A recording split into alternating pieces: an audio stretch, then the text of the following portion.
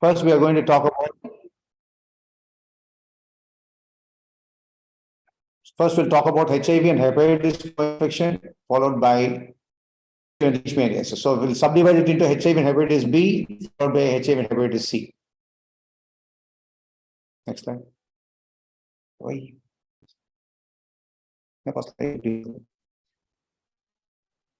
Okay. First, we'll talk about HIV and hepatitis B co-infection.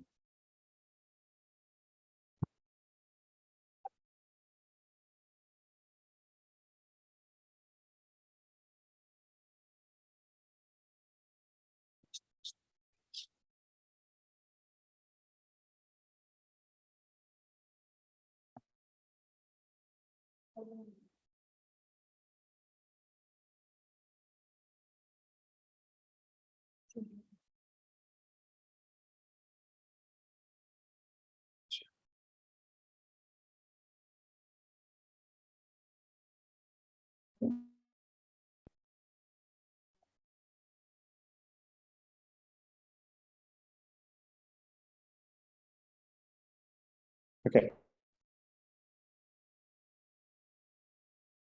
First, we talk about HIV and hepatitis co-infection. So all of us know that HIV, HBV, HCV share similar transmission routes. Prevalence and burden of HCV co-infection among PLHCV is about 6.2%, whereas prevalence of HBV co-infection is about 7.58%. HIV and HCV have common routes of transmission, and PLHCV, especially people who inject drugs and men who have sex with men, have an increased risk of HCV infection. While hepatitis is an increasing cause of morbidity and mortality among PLHCV, including those on ART. Concurrent or sequential infection with these viruses results in more severe and progressive liver disease and a higher incidence of cirrhosis, hepatocellular carcinoma, and high mortality. So initially, we'll talk about HIV and hepatitis B co-infection. The estimated national seroprevalence of hepatitis B is about 0.95. And risk of developing chronic infection is as high as 90 to 95% following perinatal infection, and it is about 20 to 6% if the infection is contracted during the period of age of 6 months and 5 years, and 5% as the infection rate during.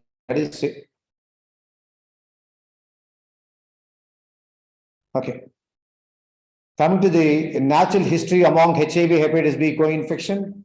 So what happens? The impact of co-infection on progression of HIV. So what happens to HIV because of co-infection? There's a faster CD4 decline, slower CD4 recovery following ART, increased incidence of AIDS and non-AIDS events, increased rate of antiretroviral toxicity, increased chances of immune reconstitution hepatitis. And what is the impact of this co-infection on progression of HIV? There's a decreased treatment response, rapid progression to cirrhosis, rapid progression to hepatocellular carcinoma, and higher liver-related mortality. So coming to the evaluation of HIV and hepatitis B co-infection people, all people newly diagnosed with HIV should be screened for HBsAg, probably HBC also, hepatitis C. Those found with HBsAg should be evaluated further according to the technical guidelines for management of hepatitis B. That is, we have the National Viral Hepatitis Control Program. And besides routine clinical evaluation, always look for signs of cirrhosis and hepatic decompensation in the form of jaundice, conjunctival hemorrhages, anemia, erythema, petechiae, clubbing, gynecomastia, testicular atrophy, and so on. So coming to the evaluation of HIV and hepatitis B co-infection, the lab investigations to be done are routine hemogram and chemistry, liver function test, proteomic time, alpha fetoprotein, ultrasound, and UG endoscopy whenever indicated. The virological examination should include HBV DNA. Coming to the staging of cirrhosis, earlier we were using like liver biopsy. Now we have new techniques like liver elastography, the fibroscan, to measure the stiffness and determine the stage of liver cirrhosis. And now the recommendations is to use non-invasive techniques like the AST, that is APRI, and fibrosis 4 scoring, where we have 4 parameters: the age, ALT, AST, and platelet count. And we also use the child book scoring for classifying as class A, class B, and class C. Now coming to the treatment of HIV and hepatitis B co-infection, all HIV co-infected patients start dual anti-HIV therapy. This is irrespective of CD4 count, viral load, or status of the liver disease. The patient should be linked to the designated treatment center, and to ensure the provision of drugs, we have access to the investigations, and provision of drugs should be proper. And the recommended NRTA drugs is tenofovir with lamivudine. We don't have emtricitabine in our program. And all people co-infected with HIV and hepatitis B should therefore receive a tenofovir based regimen, that is TLD, tenofovir lamivudine dolutegravir is the preferred regimen. Suppose you are not able to give tenofovir because of toxicity or contraindication, we can give abacavir. Only thing is we have to give yet another drug for hepatitis B. Lamivudine alone won't be enough, so we have to add entecavir for these patients. And stopping tenofovir based ART should be avoided in HIV HBV co-infection for the concern of hepatitis flare and decompensation following HBV reactivation. So when to start ART? All patients diagnosed with co-infection should be started on ART regardless of the CD4 count and WHO clinical stage or age group or population subgroups. The choice of regimen is again to be tenofovir, lamivudine, and dolutegravir. In case tenofovir has to be replaced, we can give abacavir, but in such cases, we have to give entecavir in place of tenofovir. Next slide. So, suppose you have an alternative regimen where tenofovir is replaced, we have to give entecavir. And even in second line regimen, if even though tenofovir lamivudine have failed, even in second line, we have to give tenofovir lamivudine to cover hepatitis B. So, one important thing about HBV resistance is that lamivudine should not be given alone. If the patient is given lamivudine alone, they can develop resistance in about 90% of the patients in 4 years. So, never give lamivudine alone. You have to give it along with either tenofovir or entecavir. So, what about hepatic flares? Whenever you start ART, hepatitis B tends to flare up as a manifestation of immune constitution inflammatory syndrome, and discontinuation of lamivudine and tenofovir may also result in hepatic flares. And coming to emtricitabine versus lamivudine, there is not much of change. Both are similar in terms of toxicity, safety profile, and resistance pattern. And coming to hepatic flares, they typically occur as unexpected increase in liver enzyme levels, and you can have symptoms of clinical hepatitis within 6 to 12 weeks of commencing ART. And these flares may be difficult to distinguish from ART-induced hepatic toxicity. Drugs activate B should preferably continue during a suspected flare. But if you are not able to distinguish serious hepatitis B flare from grade 4 toxicity, the patient stabilizes. So what about prevention of hepatitis B infection? Hepatitis B immunization is required in newly diagnosed with HIV and hepatitis that is negative for HBsAg. Suppose the patient is negative for HBsAg, you have to give immunization, and if you want hepatitis treatment, you have to give HBV immunization. And HBV immunization is not required in people already infected with hepatitis B, that is HBsAg positive. And if there is past HBV infection with protective titer of anti-HBs antibody, if it is more than 10 MAU per ml. So response to HBV vaccine is lower in persons with HIV or with a low CD4 count. So sometimes you have to give double the dose. Besides, all infants born to hepatitis B positive women need to be immunized within 12 hours of birth. That is dose 0 followed by 3 more doses at 1, 2, 3 doses. But for these children, we have to give 4 doses. And we should also give hepatitis B immunoglobulin 0.5 ml soon after birth. So we come to the second infection, that is hepatitis C, and we know that HCV accounts for 10 to 30% case of liver cancer and 10 to 20% of cirrhosis of liver. And the national prevalence of hepatitis C is about 0.32%, and approximately 100 lakh people are estimated to be infected with hepatitis C. So what is the natural history of HIV-HCV co-infection? When you have acute HCV, in about 15 to 45%, but it is chronic in 55 to 85%. And amongst these chronic patients, it stabilizes in 85 to 90%, but remaining 10 to 15% go for cirrhosis. But the remaining percentage that is can go for hepatocellular carcinoma and liver cell failure. So, what is the impact of the co-infection on progression of HIV?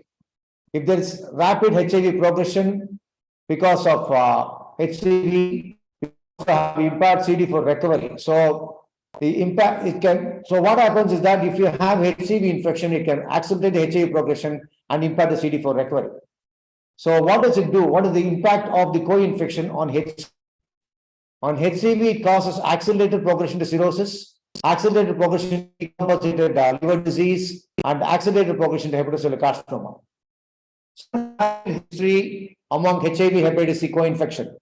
It is recommended to screen all intravenous drug users, those with history of multiple blood or blood product transfusion, or those with raised liver enzymes, or anything based on clinical suspicion. You have to do this. The test detects only anti-HCV antibodies, which can develop as a part of acute HIV infection, but they can persist throughout life. 50% may clear this by testing antibodies. So, if you have antibodies, it's better you do a nucleic acid test for HCV RNA, which detects the presence of the virus.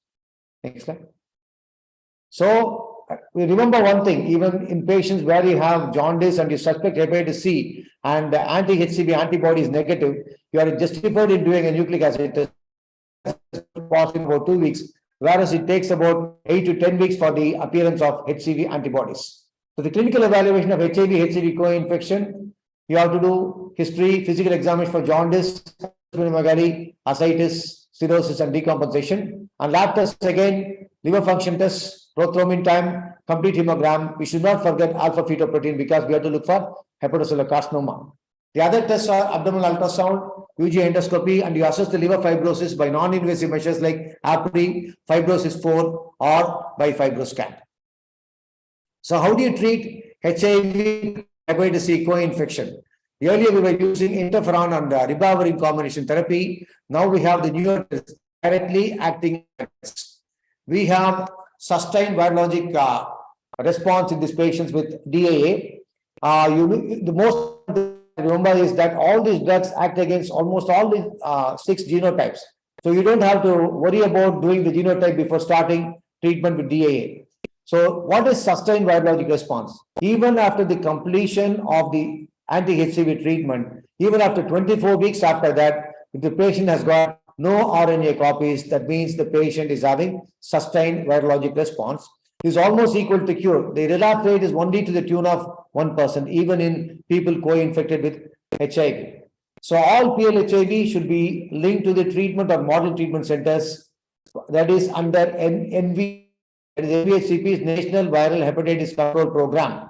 This gives free evaluation treatment for all people infected with HCV. The decision to start ART among people with HCV should follow the same principle. So, irrespective of anything, we have to start ART. Remember one thing, you have to stabilize HIV disease, and the CD4 should be well above 250 before we start treatment for hepatitis. So, suppose you have a patient coming to you with jaundice, you have to screen for all the hepatotropic viruses, namely the enterically transmitted viruses like hepatitis A and E, so parentally transmitted viruses like hepatitis B and C. So for HIV, we have to do IgM anti-HIV. If it is positive, we report them as HIV positive. For hepatitis E, we do anti-IgM HEV, then report it as positive if it is if the antibody is positive. In the case of hepatitis B, in a jaundice patient, we have to do both HBsAg and anti-HBc IgM. If one of them is positive, even one of them that is hepatitis. Only if both are negative, you call them HBV negative. In the case of hepatitis C, we do anti-HCV antibody. If they are positive, we call them as HCV positive, otherwise we call them a negative. But then even in this subset of patients, if you strongly suspect hepatitis C and you feel that you can do, because sometimes antibody test may be negative, at least in the first 6 to 8 weeks of hepatitis C infection. So, without jaundice is going to be slightly different. Here we are not doing anti-HBc IgM antibody. We don't do HCV RNA. Here we do HBsAg. If it is reactive, we call them HBV positive. Otherwise, we call them negative. And we also test anti-HCV antibodies. If it is reactive only, we report them as HCV. Coming to the previously, we had interferons. The regimens were really tough, and we are looking at all the genotypes. Now, all these drugs are pan-genotype sensitive. So, the following drugs are currently available under the program. We have sofosbuvir, daclitaspir, velpatasvir, and ribavirin. The treatment is currently recommended for individuals older than 18 years of age, and the place and choice of regimen is influenced by the stage of the disease, whether they have cirrhosis or not, and other comorbidities. So, all the treatment-naive patients for hepatitis C without cirrhosis and complications are managed at a designated center. If they have complicated course, we have to treat them at model centers. So, how do we go about treating a HIV co-infection? So, you do the baseline investigations like APRI, fibrosis force scan and elastography, and then subdivide the patients. Suppose the patient does not have cirrhosis, you can treat them with sofosbuvir and daclitaspir for 12 weeks. If the patient has got compensated cirrhosis, that is childhood class A cirrhosis, then you treat them with sofosbuvir and velpatasvir for 12 weeks. So after treatment for 12 weeks, you perform a HCV RNA. If the HCV RNA is not detected, that means the treatment is completed. If it is not detected, you have to refer to higher center for further management. So in general, clinical stabilization of HIV disease with ART is advisable before starting treatment for HCV. This I think point I emphasized earlier also. While the directly acting antivirals for treating hepatitis C infection have revolutionized the treatment, we should also remember there are drug interactions between antiretroviral drugs and DAA. So the decision to start ART should be the same as for HIV monoinfection. So all of them will be started on tenofovir, lamivudine, and dolutegravir. And the potential harmful effects of ARB drugs include their hepatotoxic effects, which is lesser with the newer class generations. For most HIV, HCV co-infected people, those with cirrhosis, benefits of ART outweigh the concerns regarding drug-induced liver injury. So how are you going to treat the patients? So we give three regimens. There is regimen type 1, type 2, and type 3. Type 1 is patients without cirrhosis. We already said we are going to give sofosbuvir and daclitaspir for 12 weeks. For compensated cirrhosis, that is childhood class A, we give sofosbuvir and velpatasvir for 12 weeks. Cirrhosis, that is childhood class B and class C, we have to give a triple drug regimen with sofosbuvir, velpatasvir, and ribavirin for 12 weeks. If the patients are ribavirin intolerant, or if they have contraindication to ribavirin in the form of severe anemia, we have to give sofosbuvir and velpatasvir for 24 weeks. So coming to the drug interactions, which is very important, whenever we are giving lamivudine, abacavir, and emtricitabine, there are no drug interactions. But remember that whenever you are giving tenofovir, there is no problem with daclitaspir and sofosbuvir.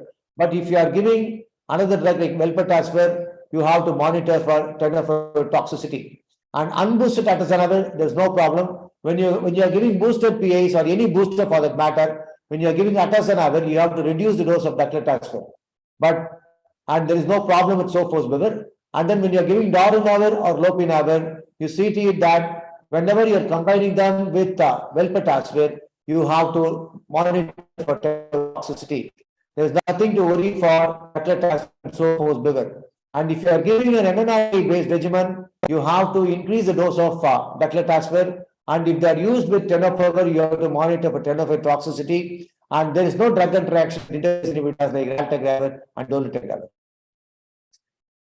So coming to the monitoring, so you have to do regular monitoring of liver and renal functions when you are using directly acting antivirals and ART. And additional monitoring of liver function in the presence of cirrhosis should be done.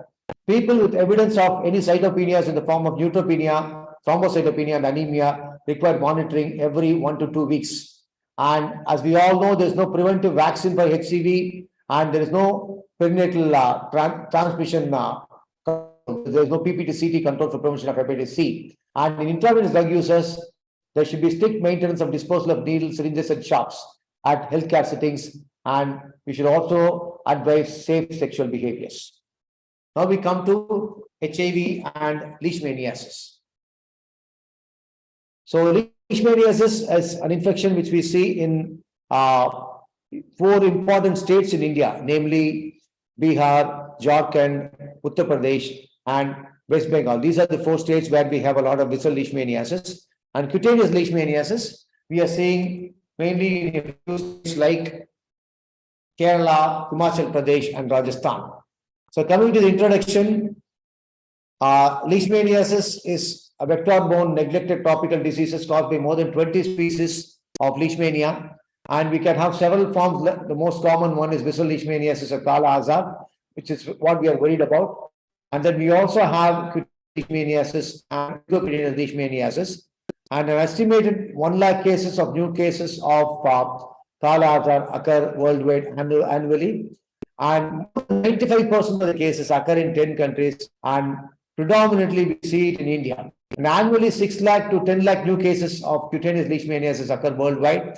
And over 90% of mucocutaneous leishmaniasis occurs in South America. We call it India. So remember that the main pockets of leishmaniasis are Indian subcontinent and Latin America.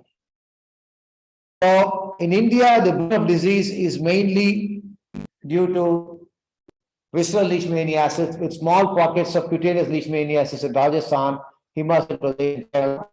Visceral is endemic in 54 districts in the eastern states of India. As we said, Bihar, Jharkhand, Uttar Pradesh, and West Bengal. And we also see it in a few pockets of Odisha. 166 million people are at risk in the states, and Bihar accounts for about 80% of the cases. So this is the sandfly. This is Phlebotomus. We have Phlebotomus agitis, and in New World we have Lutzomia. So it is caused by Donovani complex, and Leishmania is found in the continent of Africa. In certain parts like Europe and New World, you have infantum, that is Leishmania infantum of Chagasi. Now we look at the promastigotes and amastigotes. Promastigotes are mainly found in the sandfly, in the proboscis. That's where they inject. Okay, these promastigotes are related and they are extracellular. The next one is the amastigotes. That is, they are found within the macrophages. They are called the LD bodies. They are intracellular, non-proliferative. So how does the life cycle go? Initially, what happens is that the sample takes the blood meal and injects the promastigotes into the skin of the human. Then these promastigotes are taken up by the macrophages of the human, and these get transformed into amastigotes inside the matrix. And then the amastigotes multiply by binary fission, that by binary fission by asexual reproduction within the macrophages. And then what happens is that the sandfly takes a meal again. Here it ingests the macrophages that are infected with amastigotes, and then it ingests the cell. And what happens is that within this sandfly, the amastigotes get transformed into promastigotes. And then they divide again asexually by binary fission, and then they become promastigotes, and then these promastigotes go into the proboscis and then so transmission is mainly of two types, anthropootic and zoonotic. Anthropootic transmission is mainly in South Asia and the Horn of Africa, where humans with Kala Azar or post-Kala Azar dermal leishmaniasis, that is PKDL, act as the major reservoir. The zoonotic, we have the Mediterranean, Middle East, and Brazil, with the domestic dog and rodents as the important reservoir. And cutaneous leishmaniasis mostly has zoonotic transmission, except for the disease caused by Leishmania tropica. So what is the pathogenesis of leishmaniasis? The parasites replicate in the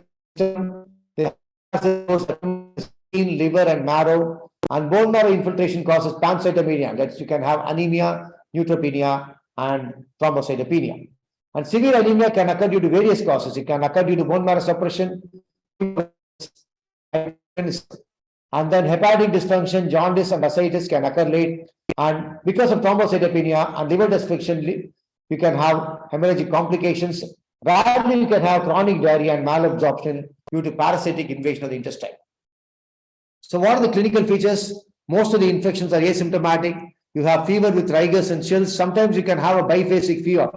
That is, you can have two episodes of fever every day. They call it the camel hump fever. And then you can have anemia, splenomegaly, which is massive.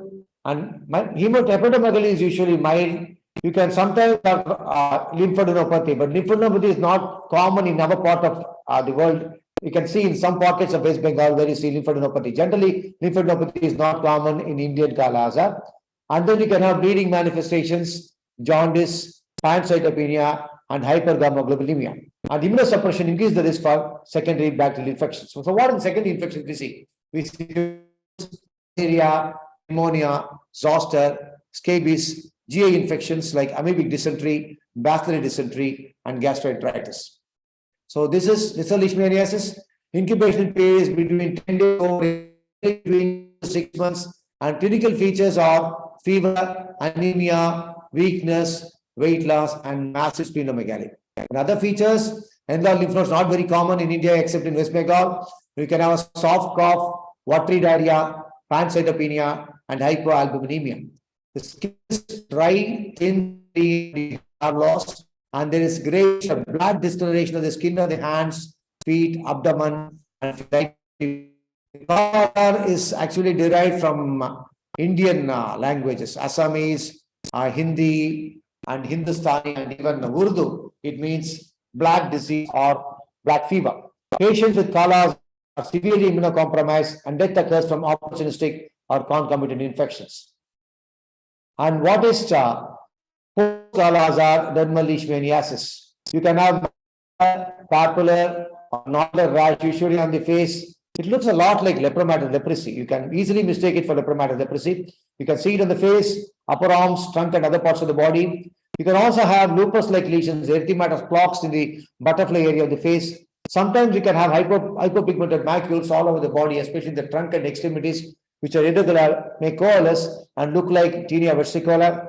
And remember that people with PKDL are a definite source of infection. So, in fact, it's more difficult to treat when compared to visceral leishmaniasis because you need a longer time for cure, and it can occur usually between 6 months to 1 or several years after Kala-Azar. But there have been patients who have never had clinical features of Kala-Azar. Probably some people have had subclinical Kala-Azar and went on to develop PKDL. And some of them can develop PKDL either consecutively, sequentially, or even simultaneously along with Kala-Azar.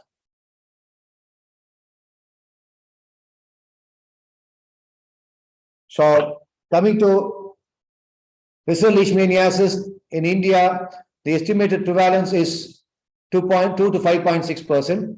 And leishmania aim mastigotes survive and multiply within the macrophages, which are enhanced by HIV co-infection, and they accelerate the progression of the disease. Compared to HIV individuals developing visceral leishmaniasis, about 100 to 2,300 times. The co-infected patients have some immunological characteristics, and clinical manifestations may differ from HIV negative and may resemble other OAs. So we can easily miss the diagnosis of Kala-Azar.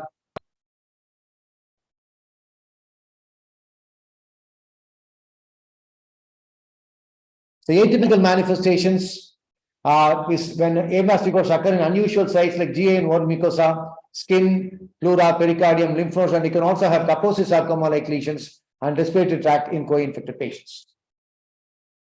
So, coming to the clinical characteristics of HIV-associated leishmaniasis, we can have parasitic dissemination to the skin in diffuse cutaneous leishmaniasis. So, if you have a patient with Kala-Azar having skin lesions, think that they are having disseminated disease and treat it very, very energetically. And it can also spread throughout the reticular endothelial system in visceral and visceralizing syndromes. You can also have atypical locations as a sequence of as a consequence of parasitic dissemination and a defect in cell-mediated immunity. You can also have a chronic and relapsing course with each patient, typically experiencing 2 or 3 relapses despite proper treatment. And there is poor response to standard therapy, that is, antibiotics are not going to be effective when you have HIV, Kala-Azar co-infection. And one more important thing is allergy. You have lack of anti-leishmania antibodies. So this test like aldehyde test, antimony test, everything is going to be negative. You suspect a patient history and hepatomegaly, not responding to antimalarial and antibiotics in a patient from an endemic area. So what we generally do, we give a cocktail with ceftriaxone, doxycycline, and chloroquine. If it doesn't work, probably this patient may be having Kala-Azar. And a patient with above symptoms are clinically examined by doctor and found positive on screening with rapid diagnostic tests. Now we have rapid diagnostic tests like RK39 COT test, which is very, very useful in areas endemic for Kala Azar. In cases with positive of Kala Azar or in those with high suspicion for Kala Azar with negative RDT, we can do it by examination of bone marrow spleen aspirate for LD bodies at an appropriate level. If you're not able to do a splenic aspirate or do a bone marrow aspirate, it's enough you do a blood test. You can take the blood, anticoagulate the blood, do centrifugation, take a Buffy code, and sometimes about 30 to 40% of these cases, you can have a yield for LD bodies. So in splenic smears, you see the numerous LD bodies inside a macrophage. In the center, you have their own peak structure, which is the nucleus of the macrophage, that is the visceral leishmaniasis. So how do you manage visceral leishmaniasis?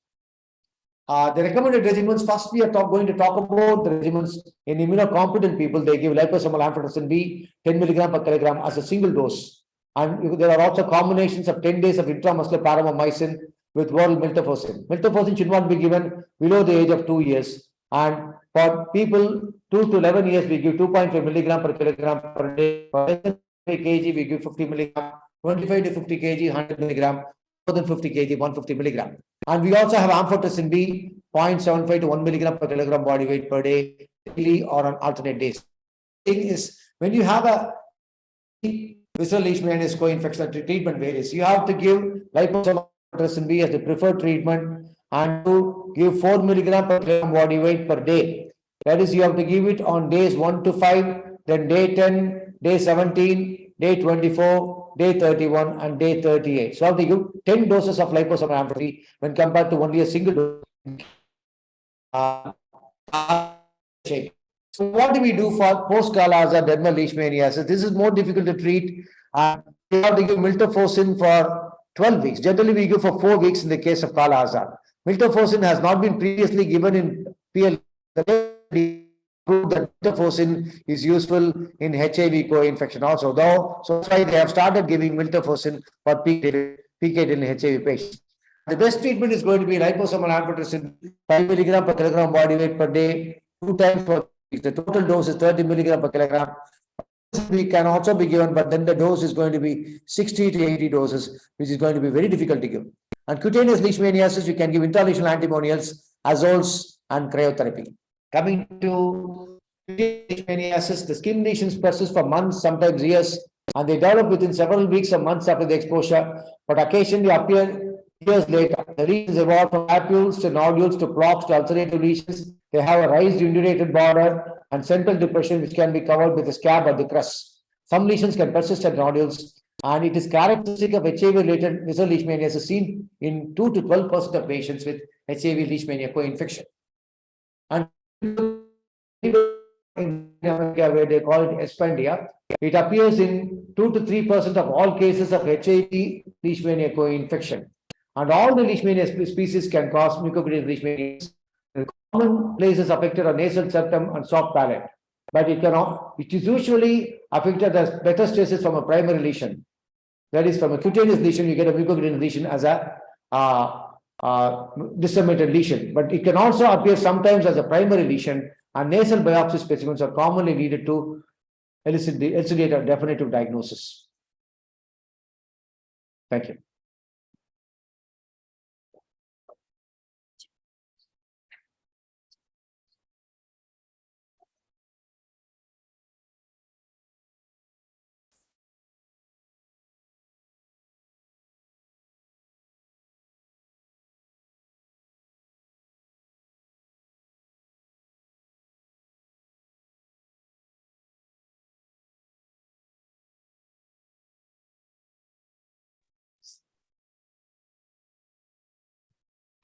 If there are any question, participant or feel free to unmute their microphone to raise any question, please.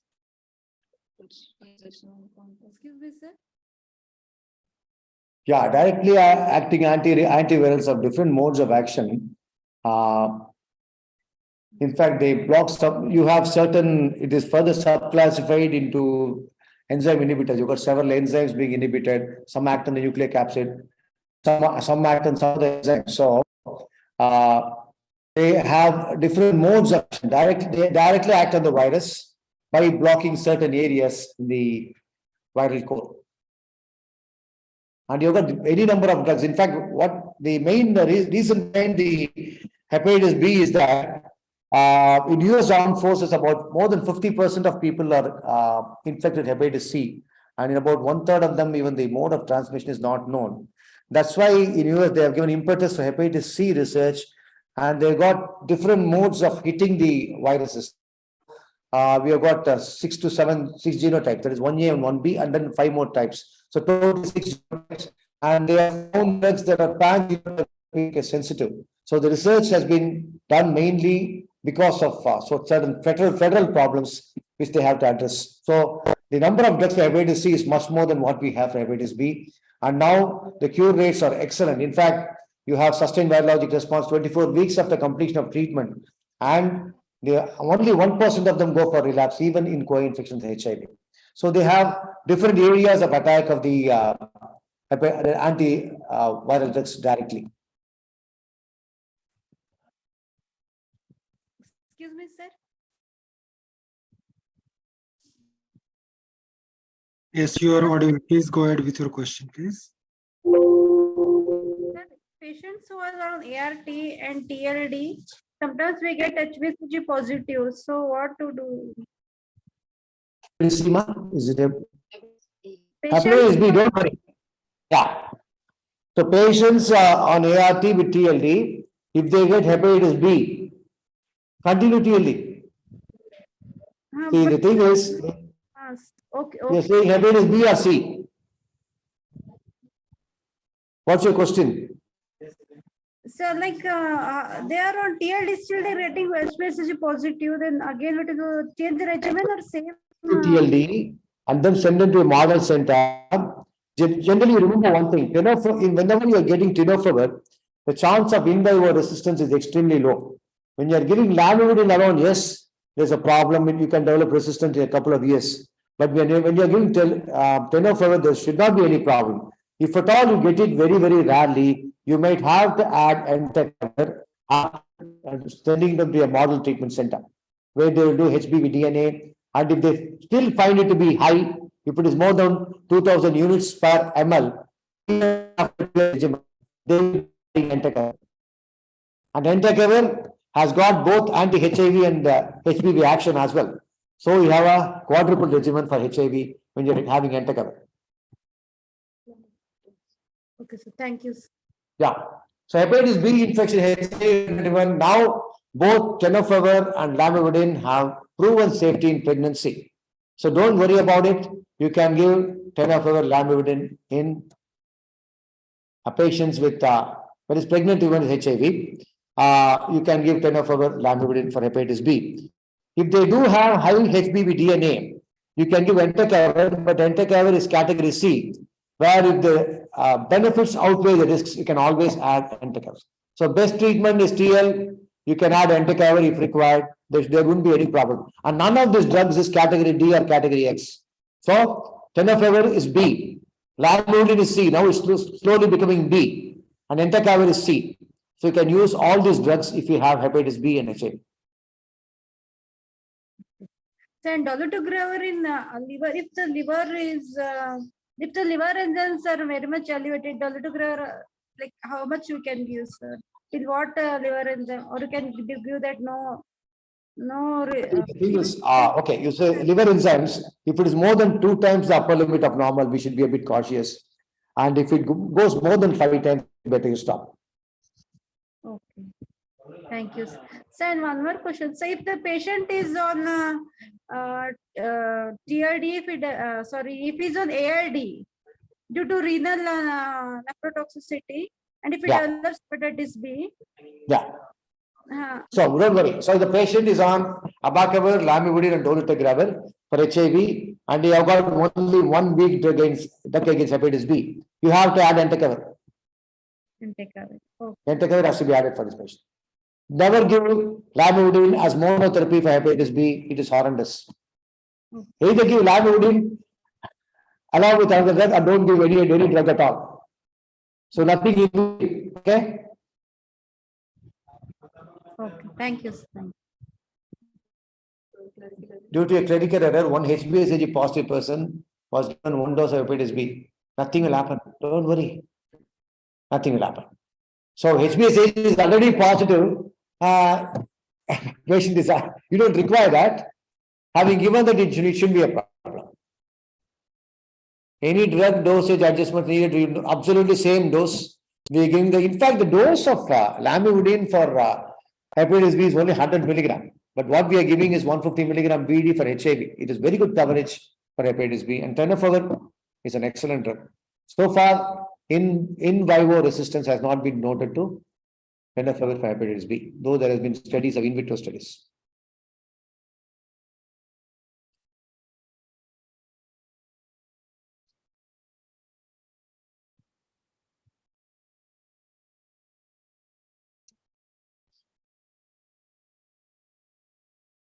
I apologize for the initial hiccup we had with our system. We were not able to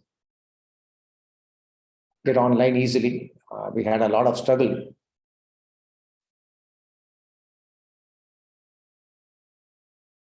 Thank you, sir. Any more questions?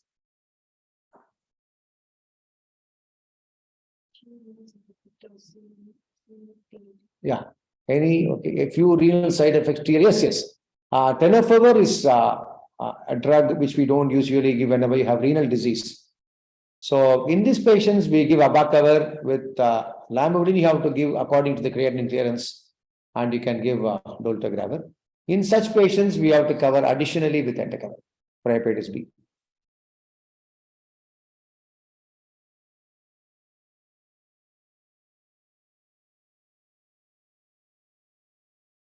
No questions about Kala-Azar? Because I've seen about 4 to 5 patients of Kala-Azar. Thanks to Dr. Guha. Professor Guha, I went to School of Tropical Medicine more than 15 years ago. Dr. Guha called me after the screen of a patient. It was in the right iliac fossa. It was a case of Kala-Azar. And they demonstrated the LD bodies. I saw at least 4 to 5 patients of Kala-Azar, about 2 to 3 patients of histoplasma. Anybody ask, I think it's in the belt, right? Because it's a regional distance learning session. So none of us is in the belt of Kala-Azar. Okay, if we go there, I think we'll find a lot of cases of Kala-Azar. So hepatitis B, so don't worry. Your TL is going to take care. If it's not taking care, you can send them to gastroenterologist. They will add entecavir.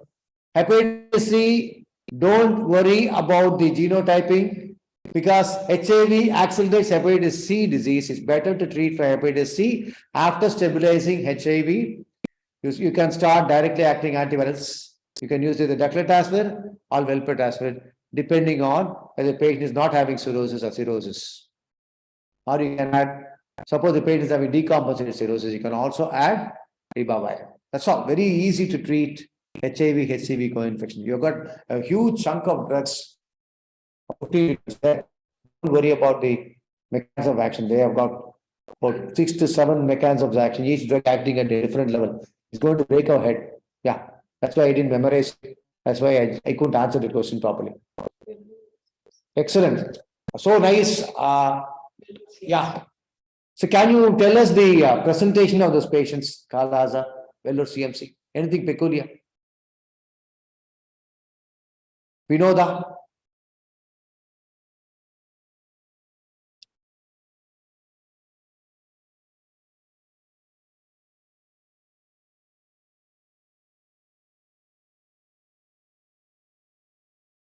Okay, the question passed me now. For gestation diabetes, any dosage adjustment for dolutegravir? No. Remember that people in gestation, you should get a consent, informed consent, tell them that efavirenz is slightly safer when compared to dolutegravir. If they accept dolutegravir, give dolutegravir. Otherwise, if they want TLE, you have to give only TLE.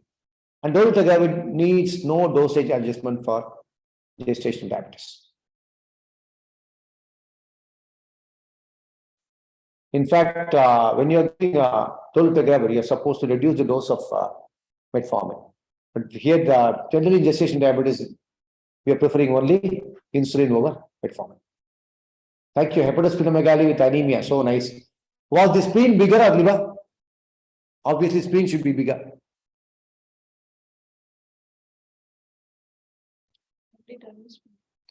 A diagnosis of, Kala-Azar diagnosis, as we said, is mainly by fever, weakness, anemia. Hepatosplenomegaly is more of massive splenomegaly and a bit of hepatomegaly in a endemic area or an imported case. I think all these patients should have come from that part of the geography of India. Pardon me? Microbiologic diagnosis.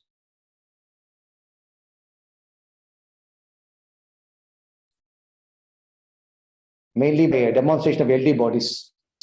We use splenic aspirate, that is the best one, but then sometimes you can injure the spleen, a significant geographical history. Thank you so much.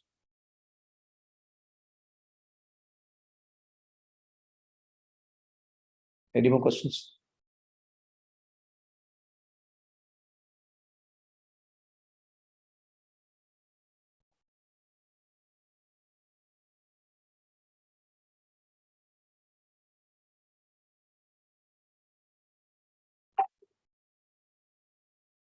Dr. Biradar, US report. Direct message. Direct message.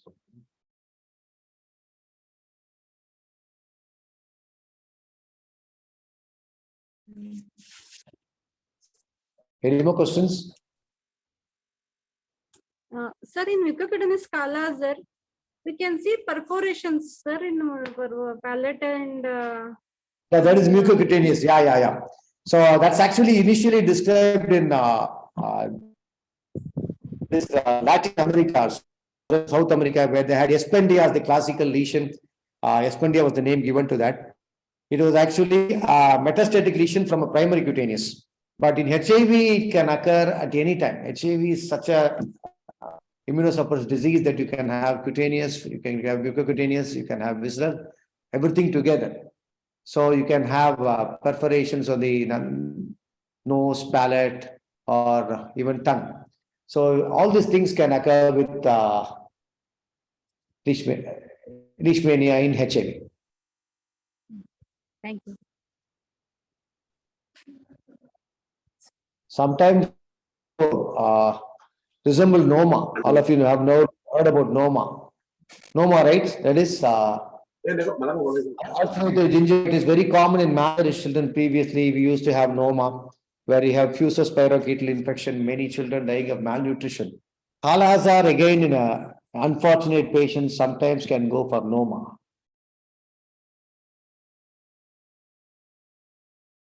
It's necrotizing gingivostomatitis. Sometimes it can lead to gangrene. Facio-oral gangrene can come as a complication of Noma. This has occurred in Kala-Azar patients.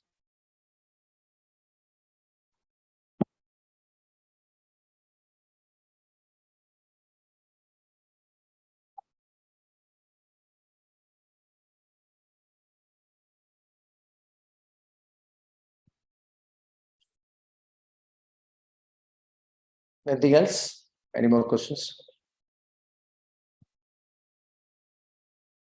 And then all the enterically transmitted viruses like A and E, they don't have a special problem in HIV.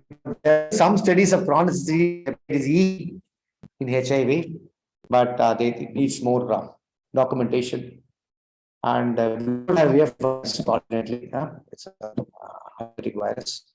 And hepatitis G virus has been seen along with hepatitis C virus. But then this has been found to be protective in HIV. So people with hepatitis G are actually having a better prognosis than those without it. Say HIV, HGV co-infection, they fare better. Their prognosis is better. They just have the disease, the virus, but they don't get affected by that.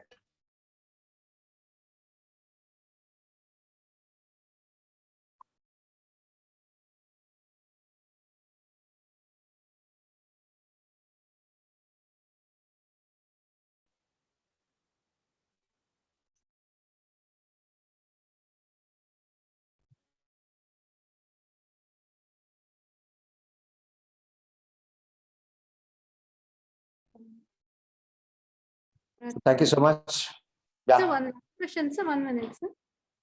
Yes, absolutely. So in the hepatitis C treatment, sir, like we won't have all those drugs available everywhere. No? So suppose Govir and Helpatasvir and Aclatasvir. So it is available at district hospital. Sir? Yeah, model treatment centers they have. So you can refer them to medical colleges, nearby medical colleges, where they have all these drugs. So Sofosbuvir is available, Daclatasphere, Velpatasvir, everything is available in a medical college. So you can refer them to the nearest medical college for hepatitis C treatment, where they do HCV, RNA, everything, and they follow it up. Okay, thank you. Sir. Thank you.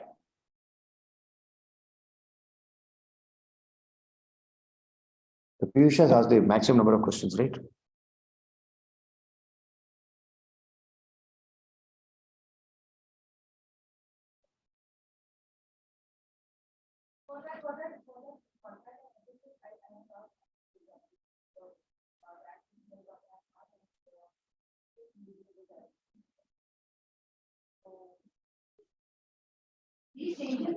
Thank you, sir. I think there are no more questions. Thank you. Thank you, sir. It was a wonderful session. Thank you all the participants. And we are extremely sorry for starting session a little late due to technical issues. Thank you. Thank you. All is well that ends well. Thank you. Thank you, sir. Yeah, it was wonderful. Thank you.